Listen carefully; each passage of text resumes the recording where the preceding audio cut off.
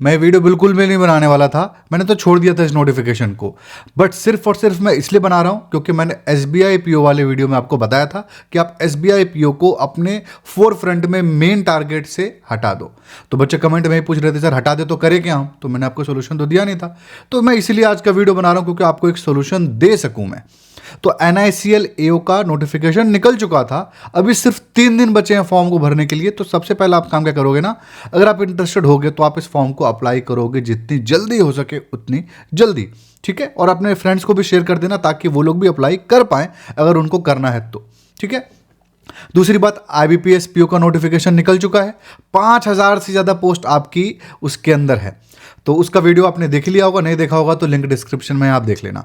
5000 से ज़्यादा पोस्ट है और जहां 500 आपकी पोस्ट थी SBI PO में। तो मैंने आपको अगेन कहा था SBI PO को आप अपने मेन टारगेट से हटा करके IBPS PO को रखिए या फिर इंश्योरेंस कंपनी को रखिए अगर आपको इसी तरीके के सेक्टर्स में काम करना है तो। इसके अलावा भी इंश्योरेंस सेक्टर के अंदर 2 दिन छुट्टी मिलती है, जब आपको अभी नहीं फील हो रहा, लेकिन जब आपकी फैमिली हो जाएगी या फिर जब आप शादी कर लोगे या फिर आप इसीलिए नौकरी कर रहे हो ना कि एक लंबी लाइफ वहाँ पे बिताओगे आप, तो बहुत इंपॉर्टेंट रोल हो जाता है वर्क प्रेशर का और काम कैसा है, आपको कितनी छुट्टियां मिल रही हैं, कितना टेंशन है। तो ये सारी चीज़ें इंश्योरेंस सेक्टर के अंदर कम है किसी भी बैंक से, बल्कि मैं कहूँगा। और SBI में तो सबसे ज़्यादा टेंशन लेवल बहुत हाई होता है ना, स्पेशली PO लेवल पे, क्लर्क लेवल पे कम होता है। तो ठीक है, तो इसीलिए मैं आज का वीडियो बना रहा हूं ताकि आपकी मदद कर सकूं। और हाँ, LIC AO के बारे में एक लड़का कमेंट किया था कि सर मैं तैयारी तो कर लूं लेकिन फॉर्म कब निकलेगा। बिल्कुल गारंटी है कि फॉर्म निकलने वाला है, ऐसा मत सोचो कि नहीं निकलेगा, निकलेगा ही निकलेगा। RBI ग्रेड B का भी निकलने वाला है, जो बच्चे उस लेवल का तैयारी कर रहे हैं अगर वो सोच रहे हैं तो वो भी निकलने वाला है। LIC AO भी इस साल निकलेगा, आप आंख बंद करके तैयारी करो। कम से कम एक साल में 3 इंश्योरेंस कंपनी की नौकरियां निकलती हैं। तो आप वो सब मत सोचो कि क्या है क्या नहीं है, ठीक है। तो जैसे अभी निकला आपका, एक निकल गया, 2 और निकलेगा, टेंशन मत लो। NICL क्या है, नेशनल इंश्योरेंस कंपनी लिमिटेड है, सरकारी नौकरी है, यानी एडमिनिस्ट्रेटिव ऑफिसर की आपकी पोस्ट है, टॉप नॉच लेवल की आपकी नौकरी है। सारी डिटेल हर एक चीज देख लेंगे इसके बारे में, वो भी कम से कम टाइम पे। इंपॉर्टेंट डेट देखिए, नोटिफिकेशन 12 जून को इसका निकला था। मैंने बनाया नहीं था क्योंकि मुझे लगा कम सीट है, समझ रहे हो, मैं इसलिए बनाया नहीं। लेकिन इतना कम मैंने देखा है SBI PO में, लगा भाई ये तो बहुत सीट है। वहां पर भरेंगे आपके 10 लाख 15 लाख बच्चे, समझ रहे हो आप, यहां पे भरेंगे मुश्किल से 2 लाख। NICL नोटिफिकेशन के बारे में बताना ही भूल गया। 12 जून को इसने नोटिफिकेशन निकाल दिया, देखा बच्चे तो भर ही नहीं रहे। 21 जून को इसने एडवर्टाइजमेंट दिया है कि हाँ मैंने नोटिफिकेशन निकाल दिया, और अभी जुलाई में आपका लास्ट डेट है। तो आपके लिए बहुत अच्छी बात है कि फॉर्म इसके अंदर नहीं भरने वाले हैं बहुत ज़्यादा बच्चे, ठीक है। 3 जुलाई है, जल्दी से जल्दी आप भर दो। एग्जामिनेशन आपका 20 जुलाई को है। तो जो बच्चे पहले से तैयारी कर रहे हैं, SBI PO से हताश थे, तो ये आपको एक मौका मिल रहा है। 20 जुलाई को अपना पेपर दीजिए और इस नौकरी को क्रैक करिए। और जो बच्चे IBPS PO को टारगेट कर रहे हैं उनको भी मैं कहूँगा कि आप इसका फॉर्म जरूर भरो। इतना ज़्यादा मजा आ जाएगा ना, आप इतने दिन में कोशिश करना खत्म करने का सिलेबस कि मैं एक बार खत्म कर लूँ और पेपर दूँ, तो अब अगला जो एग्जामिनेशन है ना उसमें आपका रिवीजन वाला फेज चल रहा होगा, जो कि बहुत बेनिफिशियल होगा आपके लिए। और जो तैयारी कर रहे होंगे उसके लिए तो बल्ले बल्ले वाली सिचुएशन है ही है।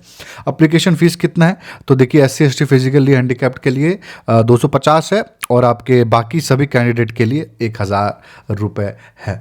तो फीस ज़्यादा है मैं मानता हूँ, अगर पैसे की कमी है तो ठीक है मत भरो, ऐसी बात नहीं है। लेकिन अगर आपने पढ़ाई की है, पैसे की कमी नहीं है, तो आप ज़रूर भरना।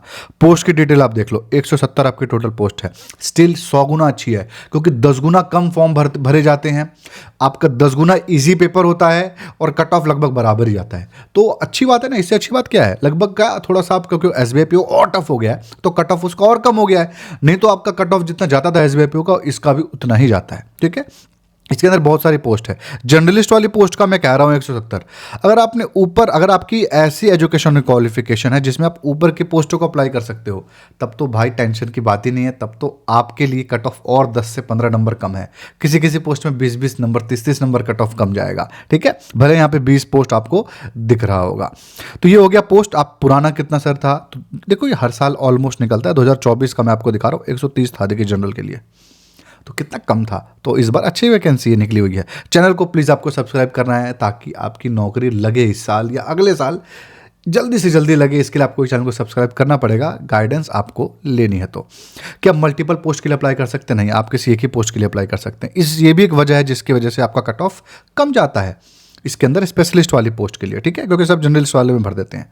और मैं आपको अगेन सलाह दूंगा, आप 10 पोस्ट 20 पोस्ट पे मत जाइए, यहाँ तक कि मैं 2 पोस्ट पे भी मत जाइए। आपने कोई एक्चुरियन मांग रहा है ना, एक्चुरियल, आप मैं चैलेंज करता हूँ यहाँ पे, आपने किसी एक्चुरियन से मिले भी नहीं होगे अपनी लाइफ में, इतना रेयर कोर्स है, तो इसलिए 2 पोस्ट बहुत है इसके अंदर। और अगर आपका स्पेशलिस्ट डिग्री आपके पास है तो आप इसी में से कोई एक भरना, आप जर्नलिस्ट पोस्ट को मत भरना, वहाँ कट ऑफ ज़्यादा जाता है, ठीक है। ये आपका डाउट मैंने क्लियर कर दिया। अगर आप NICL AO के मॉक टेस्ट में इंटरेस्टेड होगे तो जो अगर मेरा 150 रुपये वाला जिसने पैक लिया होगा उसका अनलिमिटेड वाला इसका भी मिल जाएगा, इसका भी मॉक टेस्ट दे पाएगा। 16 mock test full length available है, ये आप दे सकते हो। इसके अलावा LIC AO वाला आप दे दो, वो भी आपका यहाँ पे काम आ जाएगा। आप IBPS PO या फिर IBPS क्लर्क का दे दो, वो भी यहाँ पर काम आपका आ जाएगा, ठीक है। मेरा वाला मॉक टेस्ट अगर आपने लिया होगा तो 99 रुपये का बैंकिंग का लिया होगा तो मत लेना, कुछ नहीं है, उसी से भी काम चल जाएगा आपका, ठीक है। तो आपको बता दिया था मैंने, मेगा पैक 150 रुपये में है मेरा, और 99 रुपये में मेरा इंश्योरेंस का पैक है। अगर सिर्फ इंश्योरेंस में इंटरेस्टेड है तो इंश्योरेंस वाला लेना, वरना बैंकिंग वाला ले लेना, उसमें बैंकिंग इंश्योरेंस दोनों आ जाते हैं, ठीक है। वो भी 99 रुपये का ही है, इसलिए मैं कह रहा हूँ वही ले लेना। अच्छा ठीक है, एलिजिबिलिटी पे आ जाते हैं। तो एज का क्राइटेरिया सबसे पहले देख लेते हैं। तो मिनिमम क्या है, 21, मैक्सिमम 30 साल आपकी एज इस दिन से काउंट होगी। और एग्जैक्टली डेट क्या है यहाँ पे मेंशन किया गया है। रिलैक्सेशन एज का यहाँ पर भी है, 3 साल 5 साल जैसा आपको मिलता है SC ST OBC का, वैसे यहाँ पे मिल रहा है। एजुकेशन क्वालिफिकेशन देखिए बहुत सारे हैं यहाँ पे, अलग अलग डिग्री के हिसाब से। स्पेशली मैं ऐसी चीज़ों के बारे में बात करूँगा जहाँ पे डिग्री पॉसिबल है कि आपके पास हो। देखिए यहाँ पे आ जाइए आप, सबसे पहला है MBBS डॉक्टर अगर आप हो तो आप अप्लाई कर सकते हो, ठीक है। बस सिंपल टू द पॉइंट, आप डॉक्टर हो तो कर सकते हो, और ज़्यादा इसके अंदर मत घुसना। लीगल में अगर आपके पास LLB की डिग्री है 60% मार्क्स के साथ, आप अप्लाई कर सकते हो, सिंपल। फाइनेंस के अंदर यही फाइनेंस वाली पोस्ट ही है जिसके लिए मैं आपको एक्सप्लेन कर रहा हूँ। अगर आपके पास फाइनेंस की डिग्री है तो इससे अच्छी कोई बात ही नहीं है। कौन सी डिग्री, जो बेसिक, जैसे BA करता है ना आपका आर्ट्स वाला, और BSc करता है साइंस वाला, वैसे ही कॉमर्स वाला BCom करता है। सोचो वहाँ पर, यहाँ पर BCom के लिए आपकी ये है। अगर आपने BCom किया है, 60% मार्क्स थे, आप अप्लाई कर पाओगे। बड़ी सिंपल सी बात है यहाँ पे। या फिर आपने MCom किया है, BCom में 60% मार्क्स नहीं बन पाए थे लेकिन MCom कर लिया सर मैंने, MCom में 60% मार्क्स है, आप अप्लाई कर पाओगे। क्या MBA फाइनेंस भी अप्लाई कर पाएगा? कर देना MBA फाइनेंस अप्लाई, ये लोग ले लेंगे, मैं जानता हूँ। उसके अलावा अगर आप चार्टर्ड अकाउंटेंट हो तो आप अप्लाई कर सकते हो, हालांकि इसमें नहीं करना, आपके से नीचे लेवल की नौकरी है। IT का है, अगर आपने BTech किया है, BE किया हुआ है, MTech किया है, या फिर ME किया हुआ है कंप्यूटर साइंस में IT में, या फिर MCA किया हुआ है, जो कि बच्चे कर ही लेते हैं अगर BCA किए होते हैं तो भैया आप अप्लाई कर सकते हो IT वाले पोस्ट के लिए। ऑटोमोबाइल इंजीनियरिंग के अंदर अगेन वही BTech BE आपने अगर किया हुआ है ऑटोमोबाइल में तो आप अप्लाई कर सकते हो, इसके अंदर कोई मतलब छूट नहीं है। आ जाते हैं हम लोग जर्नलिस्ट वाले के अंदर। इसके अंदर अगर आपके पास ग्रेजुएशन की डिग्री है या फिर आपके पास पोस्ट ग्रेजुएशन की डिग्री है और 60% मार्क्स है तो आप अप्लाई कर सकते हो, या तो ग्रेजुएशन में या तो PG में, किसी में भी 60% मार्क्स है तो चल जाएगा। ग्रेजुएशन किया 60% मार्क्स है, अप्लाई कर सकते हो। ये PG का कोई कंपलसरी नहीं है, लेकिन दोनों में से एक में 60% होना आपका कंपलसरी है। अच्छा आपको शायद दिख नहीं रहा होगा तो एक बार और आप देख लो, अगर आपको मैं इमेज आ रहा होगा, नहीं दिख रहा होगा तो एक बार और देख लो आप, ठीक है। ये एजुकेशन क्वालिफिकेशन है, कुछ भी एक्स्ट्रा इसके अंदर रिक्वायरमेंट नहीं है। डिग्री आपकी कैसी भी हो, कुछ भी चलेगा, ठीक है, मतलब करस्पॉन्डेंस भी चलेगा और आपका रेगुलर भी चलेगा।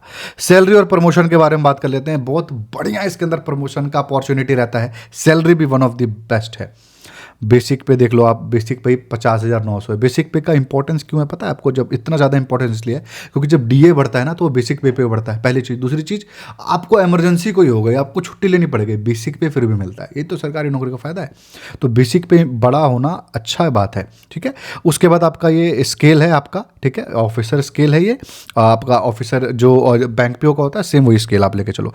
90,000 यहाँ पे सैलरी आपको मिलेगी। यहाँ पर सैलरी जो आपको ओवरऑल सब कुछ मिला करके 90,000 मिलेगा, जो कि बहुत अच्छी सैलरी है। सबसे पहले आप बनोगे AO 1 साल रहते हो अंडर ट्रेनिंग के अंदर, ठीक है। उसके बाद आपको जो रैंक मिलती है वो असिस्टेंट मैनेजर होता है, या फिर आपका डेप्यूटी मैनेजर भी कहीं छोटे जगह पे हो सकते हो तो बन सकते हो, वरना AM ही रहता है। फिर आपका डेप्यूटी मैनेजर होता है, फिर आपका मैनेजर होता है, फिर आपका chief manager, deputy general manager तक। अगर आपने सही उम्र में इस एग्जामिनेशन को क्रैक कर लिया है 27-28 तक, तो आप यहाँ तक बहुत ईजिली जा पाओगे, ठीक है। उसके बाद यही लोग हैं जो बहुत हाई लेवल तक जाते हैं। इसके अलावा अगर आप डॉक्टर हो तो 25% एक्स्ट्रा बेसिक पे से आपको मिलता है, क्योंकि आप प्रैक्टिस नहीं करोगे बाहर तो नॉन प्रैक्टिसिंग अलाउंस मिलता है, जैसा आपको डिफेंस के अंदर भी मिलता है।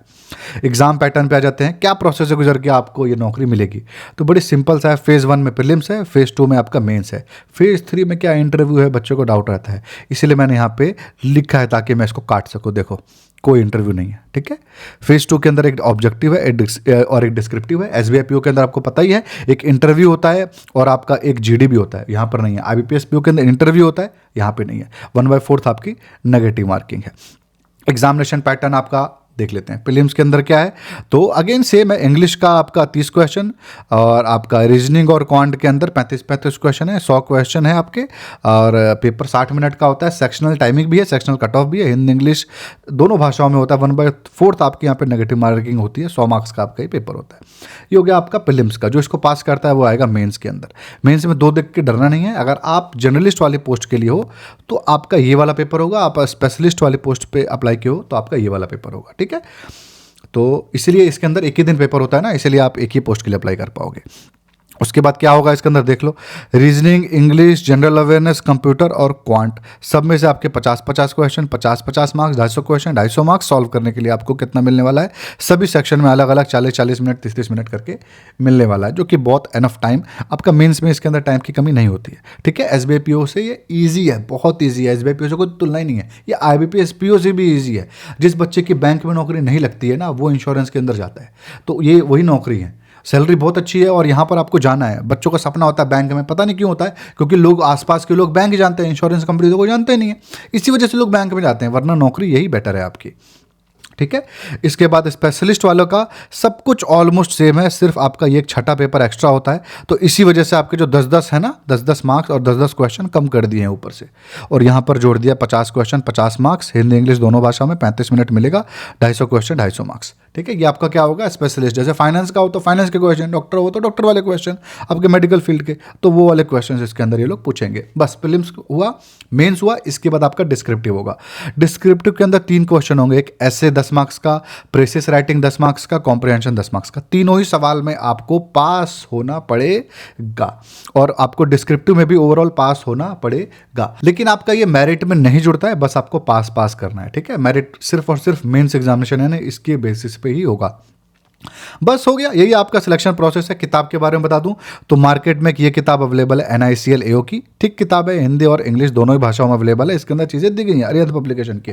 एक बात ध्यान से सुन लो आप, अगर आपके पास SBI PO की जो मैंने पिछली किताब रिकमेंड की थी वो है, कोई किताब लेने की जरूरत नहीं, उससे काम चल जाएगा। या IBPS PO का है और कुछ लेने की जरूरत नहीं, उसका काम चल जाएगा। आपका LIC AAO का है, उससे काम चल जाएगा, कुछ भी एक्स्ट्रा लेने की जरूरत नहीं है। मैं रिकमेंड कभी भी करता हूँ आप 2 से 3 किताब, या फिर सब्जेक्ट वाइज ले रहे हो तो 4 किताब, 2 इससे ज़्यादा आपका किताब नहीं होना चाहिए। इससे ज़्यादा किताब आपका है तो आप गलत रास्ते पे आगे बढ़ चुके हो, फेल हो जाओगे आप। 2 से 3 किताब ही होगा, सारा नौकरी आपका निकल जाएगा। SBI PO दिमाग में घुसा हुआ है कि निकालना ही है तो SBI PO की किताब लो, उससे सारा तैयारी हो जाएगा। वरना मेरी सलाह ये है कि IBPS PO वाली किताब की लिंक दे दूंगा डिस्क्रिप्शन में, आप उसको परचेस कर लो, उससे आपका SBI PO का भी 90% काम हो जाएगा। SBI PO की प्रैक्टिस सेट ले लो बस, है ना, और आपका सारा का सारा इंश्योरेंस का भी काम चल जाएगा। तो मेरी सलाह आपको यही रहेगी। बाकी अरिहंत का ये किताब है, और ये किताब एक प्रैक्टिस सेट के लिए मैं ज़रूर कहता हूँ आपको लेने के लिए। बैंकिंग इंश्योरेंस सेक्टर में अगर आप इंटरेस्टेड हो तो इसके अंदर सारे प्रीवियस पेपर दिए होते हैं, देख सकते हो। 125 साल का आप देख सकते हो, बहुत सारे, मतलब यार क्या बताऊँ, बहुत माइंड ब्लोइंग किताब है ये। आप इसको ले सकते हो, लिंक डिस्क्रिप्शन में मैं आपको दे दूंगा। सिंगल किताब आपका इंटरेस्ट है तो ये किताबें आपके सामने दिख रही हैं, आप इनको भी परचेज कर सकते हो, ठीक है। सिलेबस देख सकते हो आपके सामने है, एग्जैक्टली बैंक PO का ही सिलेबस है या फिर LIC AO का ही सिलेबस है, कुछ भी इसके अंदर चेंजेस नहीं है। कट ऑफ आप देख लो, कट ऑफ इसके अंदर थोड़ा सा क्रूशियल है। एक तो आपका सेक्शन वाइज कट ऑफ आप देख लो, ठीक है। इसके अंदर जो आपका नॉर्मल जर्नलिस्ट के लिए, फाइनेंस के लिए, IT के लिए एक ही है। 12.75 आपका इंग्लिश में है, 5.25 रीजनिंग में, 4.25 आपका क्वांटम, यानी इंग्लिश के अंदर ये लोग पेपर इजी होता है, SBI के जैसा नहीं है।